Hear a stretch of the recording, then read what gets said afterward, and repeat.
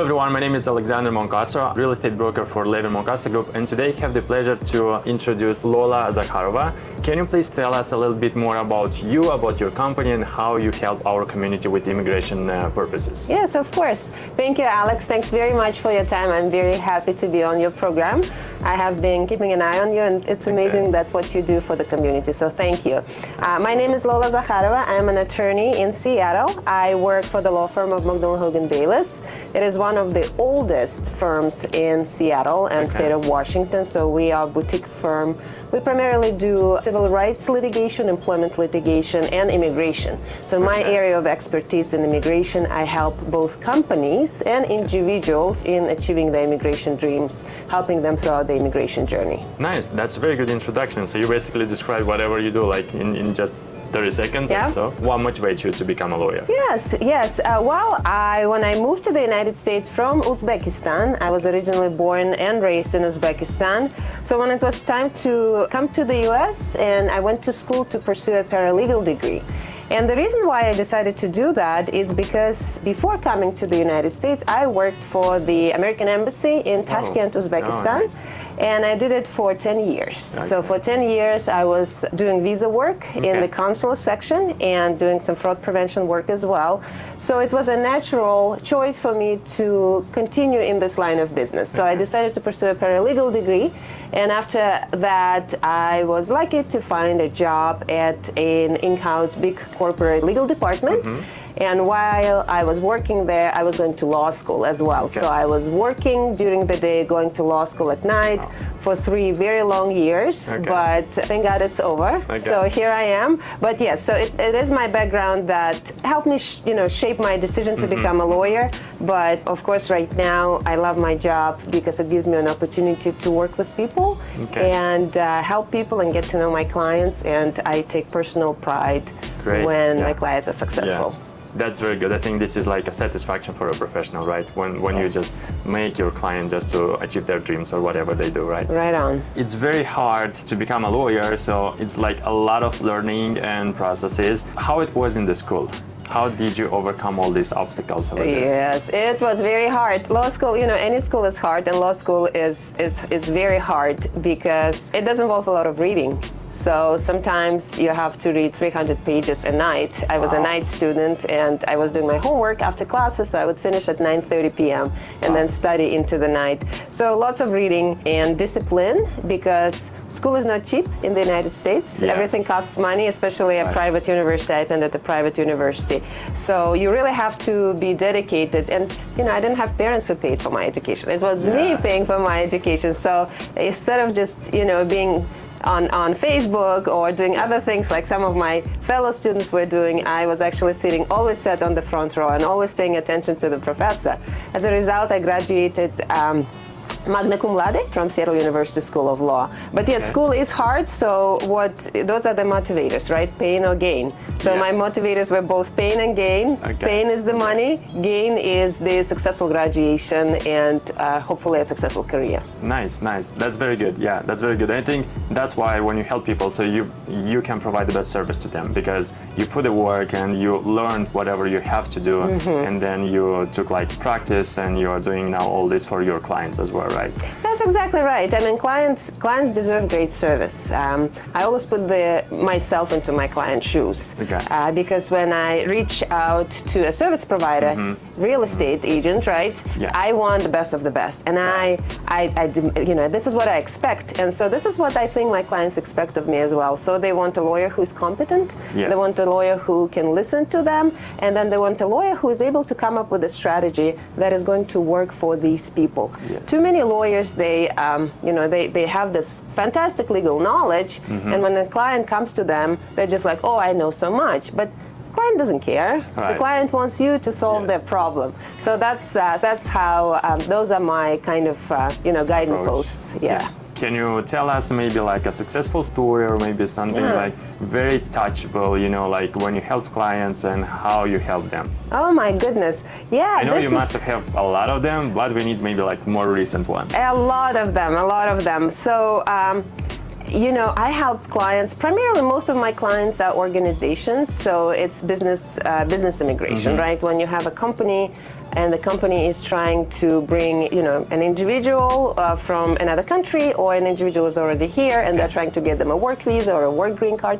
But they also work with humanitarian cases, and not a lot, but very selectively, people who are trying to get asylum, so people who were persecuted in their home country, they came to the United States seeking protection, and I helped them with that. So in terms of the cases, very successful cases, oh my God, I don't know, it's just too many of them. So I would mention, I do work with victims of domestic violence under the program called Violence Against Women Act, even though it says women, but it also applied to men. Right. So if a person came to the U.S. and their spouse is an American citizen or a green card holder sponsoring them, right, for a green card, and then they become victim of abuse from their spouse, those people can still pursue the immigration benefit despite the divorce or despite them not being with the person, husband or wife. That work I usually do low bono, meaning that I don't charge my full fee, because a lot of those people are disadvantaged folks. Yes. And so I am very proud of helping my clients in that area, because those are people who already went through a lot of hardship, and they feel that they're maybe not deserving of good help, or because their abusive spouse made them think this way. So I'm very happy when my clients, primarily women but male as well, when they're able to get a good start of their life in the United States without the abuse.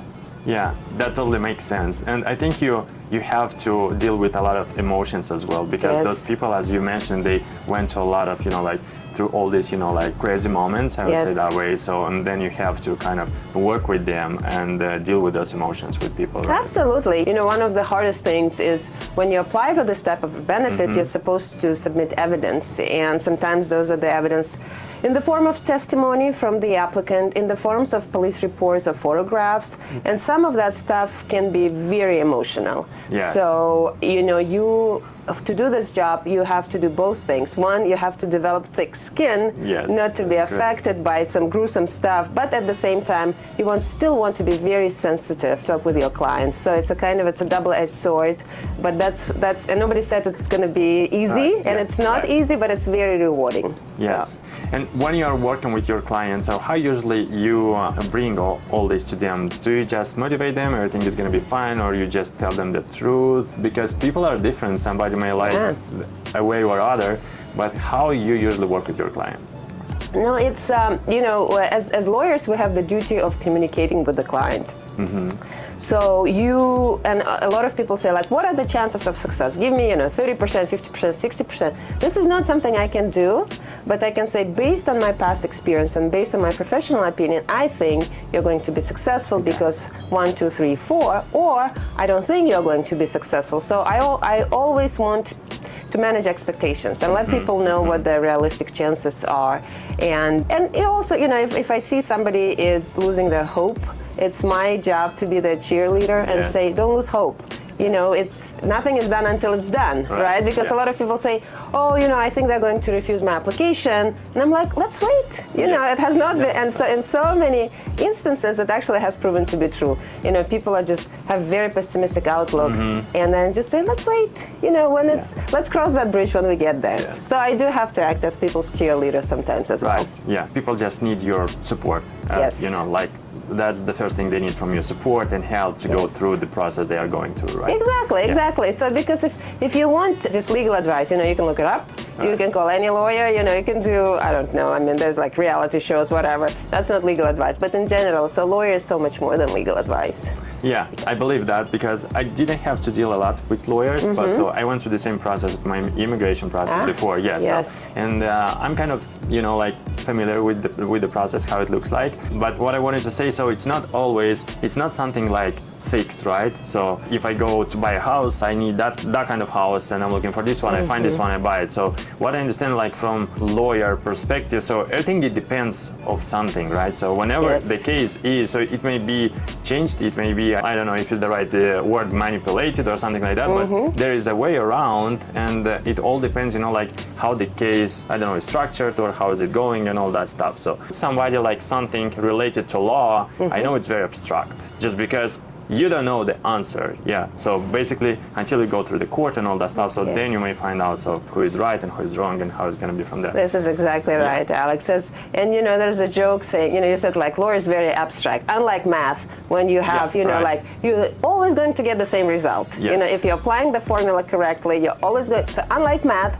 law is not like that. Yes. And that's why a lot of people who don't know math go into law. But there's a joke like that. But that's of course. I see. Yes. So you are acting as an advocate. I'm your advocate, right? And so we have black letter law. Black letter law is something we find in the books. It's a statute, it's a regulation which says X, Y, and Z. But then sometimes the language is ambiguous. It's not clear what exactly is meant by this, right? And so there are these interpretations. A court, maybe there was a court case where they talk about, what does it mean? What does it mean to purchase? What does purchase involve, for example? So the definition. But also, as an advocate, you are to find the law that support your client's case, right? So you not only have to be proficient and have the expertise, but also has excellent research skills and also great advocacy skills, right? So you want to show why your client deserves the best outcome out there. Right. So I think that's the advocacy side that I enjoy so much. Because sometimes people sometimes say, why do you help? This is a bad guy. And I'm like, how is this a bad guy? Well, somebody's applying for, I don't know, green card, citizenship, and maybe, we're all human, we'll make mistakes. Right. And somebody maybe committed a crime in the past. It happens, right? It happens. We're all people. But, the person has reformed, the person really wants to get their U.S. citizenship. So, and people say, why do you help them? I'm like, well, what if it's you? What if you made a mistake, you were a teenager, something like that, and everybody deserves a second chance. And so what I do enjoy is the advocacy, is helping my people get what they deserve. And all my clients are excellent people. I must say that. That's very good. I think that's why your client's life loves you, right? So, and they want to work with you. How do you manage your personal life and work? Yes, thank you. Well, it's so much better now. Now that I graduated almost 11 years ago, and my kids are grown. But when I was going to law school, my kids were still very young, going to elementary school, middle school, and it was the support of my husband, Anton, who helped me with raising the kids and taking them to swim lessons and going to parent-teacher conferences. Nice. and keeping the house inhabitable and things like that, more than, better than inhabitable, but yes. But right now, my kids are grown, I don't have to go to school anymore, so all I have to do is help my clients and help the community. I do serve on various boards, work with several organizations, doing some community service as well. Okay. And I always carve out time for some self-care. Including some exercise. It's a must every day. So it's like brushing one's teeth. Like it's not negotiable, right? You have to brush your teeth each morning. So this is how I treat exercise as well. That's why you clean like 15 floors every morning. That's exactly right. Without an elevator, right? Just by stairs. That's exactly right. Do you have any hobbies?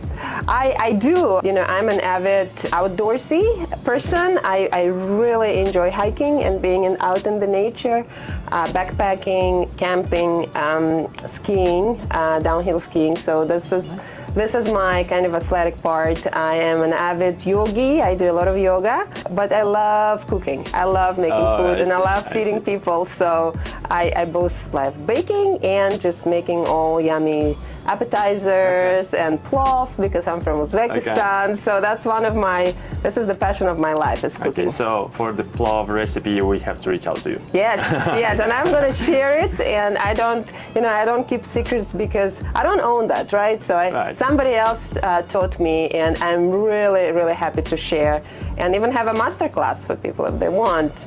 I'm happy to do that. Okay. If somebody wants to become a lawyer, what you can advise them, or maybe you can give them, an advice how easier to do that, or I don't know, to research some more information. Or what would you say to a new professional who wants to get in this industry? Yeah, so the main thing that I want to mention is that if you want to become a lawyer, you also, you have to love people. You have to like people a lot. Not just humanity, but people. Right. Because, I was just recently reading a book where they said, he hated people but loved humanity, or the other way around. You have to love people. You have to love people you work with, you interact with every day. That's thing number one. And thing number two, you do have to have some entrepreneurial spirit as well, because as an attorney, when you just graduate from law school, clients are not going to come to you just because you are a lawyer. You have to establish your reputation, but you also have to be entrepreneurial. You have to be out there. People need to be aware who you are, but that's not sufficient. You also have to do a good job, right? Yes. So it's three. You have to genuinely love people. You have to be entrepreneurial, but you have to know what you're doing, right? Yeah. So it's high professional standards. This is something that people need to be aware of, that clients are going to keep them on their toes. Okay. It's not a walk in the park. It's not just about I want to be a lawyer. So I may want to be a lawyer, but I may not fit to be a lawyer, right? And it's a great start, though, right? It's so good when people know what they want. Yes. So it's I think if somebody wants to be a lawyer, they need to ask why. Yeah. And it could be because they love the law, and that goes to the professional expertise. That's great. And then maybe they want to develop those two other things. Yes. So. Yeah, that's very good said. Thank you very much. I think this is very good advice for new professionals who want to become a lawyer. Yeah. I just want to thank you very much for your time, and that was great information, great introduction about yourself. And I know people will reach out to you if they need your services in the future. And I don't know, maybe in the future we do just another video and you explain something more in detail about some immigration process or some of that. I'm looking forward to see you in the next episode. Thank you very much, Lola. Likewise, Alex. Thank you so much, and thank you, guys. Thank you. Have a nice day.